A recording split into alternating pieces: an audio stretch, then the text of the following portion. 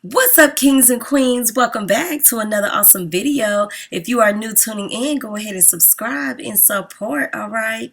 So listen, a South Carolina woman was viciously beaten by her baby's father on Facebook Live. It was streamed on Wednesday, March 17th, okay? Members of the family say they went on a frantic search for Tasha Vance, who was taken hostage by her baby's father, Jesse Taylor Crooks, okay? He is the father of Tasha's daughter. Later on that evening, a video surfaced of Tasha being beaten, okay, by Jesse and two unknown other women. Tasha was beaten so badly that her aunt barely recognized her face when she seen her. Based on Tasha's aunt, Jesse, the child's father, lured Tasha to his brother's home where there were two unknown women there. A few hours had passed by and Tasha began to get a terrible feeling and wanted to leave. As she proceeded her way outside of the door, the two unknown women began to beat her. The aunt claims that Jesse joined in with the two unknown women and they all beat her with their fists, they kicked her, and furthermore, Jesse supposedly wasn't fulfilled, so he began to record her on Facebook Live after beating her severely, okay? Tasha was recently discharged from the hospital. However, the mother is recuperating from 3 cracked ribs, an inner spleen in her lungs, broken nose, swollen eyes, and injuries to her stomach. Jesse, who is of white descent, okay, has been charged with domestic violence, first-degree kidnapping, and assault and battery by mob, second degree. He faces up to 5 years in prison if convicted. Okay, you guys, this is sad, all right? This is really sad and heartless. I hope Tasha gets the justice she deserves.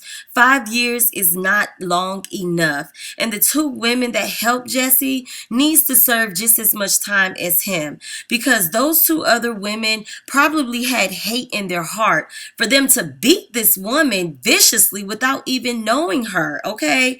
I seen some of the comments that was being said about Tasha and Jesse's relationship, and it was disgusting. They were saying, well, it's her fault. She was down with the swirl and she was dating a slave master, and it was her fault that she chose the baby father. She shouldn't have been laying down with the devil. I mean, the ignorance of it all. It doesn't matter the shade of your skin or your gender. Anyone can be an abusive person. But this is a blessing, okay, that she is still alive, because they really beat her. Her face was like, oh my God, when I seen it, I couldn't even imagine going through that. I couldn't even imagine the feeling. This is disgusting. Domestic violence is serious, but men in general, they need to learn how to keep their hands to themselves. You don't own anyone and you can't make someone your property. There are millions of people out here in this world. Just move on. Listen, there is no way you can truly avoid a psycho, but there are red flags and characteristic flaws you see in the beginning to let you know you are dating someone who is not good for you. If he is verbally abusive, try to control you, or isolate you from your friends and family, okay, control your every move, act like he owns you, or will humiliate you in front of people, or threaten to kill you, okay, if anyone threatens to shoot you, you should believe them, all right? The list goes on.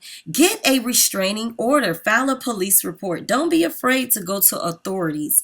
And don't cover up the bruises and put makeup on your scars, because it will only get worse.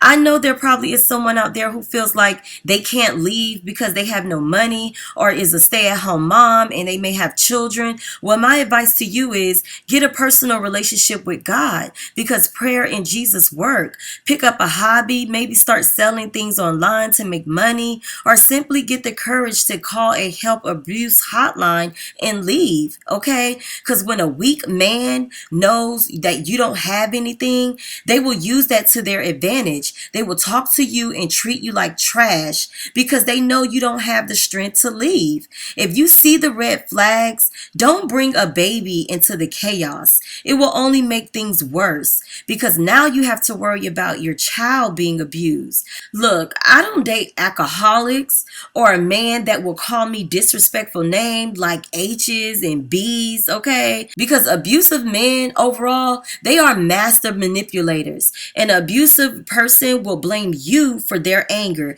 and say it's your fault they hit you. Never believe a man that says sorry right after physically hurting you. If you are dealing with someone who has any of these traits I mentioned, you should leave now. Change your social media, your phone number. Don't go anywhere alone with the abuser once you leave, okay? Break all connections. But before you get in a relationship with a guy, check his ID and Google him, all right? You'll be surprised at how much you find out about a person on Google. But overall, what they did to Tasha is heartbreaking. It's sad, and I pray she makes a full recovery. This is her GoFundMe account if you guys want to donate and help her out. I mean, this is better than donating to Gorilla Glue, you know what I mean? But with that being said, make sure you comment down below, subscribe to my channel, and come on back for more. And I am out. Peace.